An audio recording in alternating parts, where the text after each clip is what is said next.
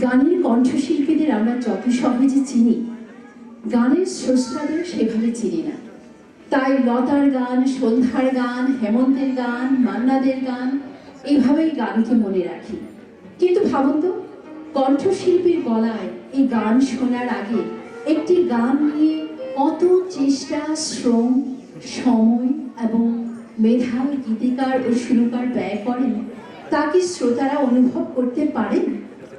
কোন গান কোন শিল্পীর কণ্ঠে তুলে দেওয়া হবে তাও কিন্তু নির্ধারণ করেন তারাই। অর্থাৎ এদের বিবেচনায় যে গান যার কণ্ঠে মানাবে বলে মনে হয়েছে, আমরা গানগুলো সেই শিল্পীর কণ্ঠেই পেয়েছি।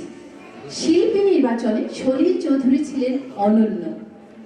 তার মেয়ে অন্তরা চৌধুরী কোনো একটা সাক্ষাৎকারে একবার বলেছিলেন, বাবা খুব ছটফটে মানুষ ছিলেন, হয়তো কোনো গানের মুখরা বানালেন বা কোনোটার অন্তরা, ব্যাস উঠে পড়লেন, বলতেন বাকিটা পরে শেষ করছি।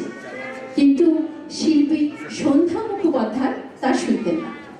বাবাকে রিহার্সাল বা রেকর্ডিং রুমে দরজা বন্ধ করে আটকে রাখতেন, বলতেন না না সলিলদা, আমি দরজা বন্ধ করে দিচ্ছি, যতক্ষণ না শেষ হবে আমি বেরোতে দেব না।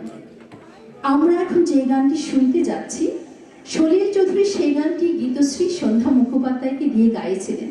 তবে এই গানটি শেষ করার আগে সন্ধ্যা মুখোপাধ্যায় সলিল চৌধুরীকে আটকে রেখেছিলেন কিনা তা অবশ্য আমার জানা নেই। এবার শুনব মিষ্টি একটি গান, শিল্পী রুমা ভৌমিকের কণ্ঠে, মূল শিল্পী অবশ্যই গীতশ্রী সন্ধ্যা মুখোপাধ্যায়।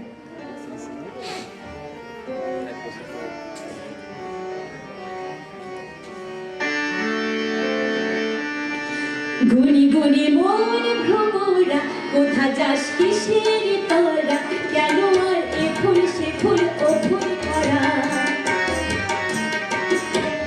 আকাশে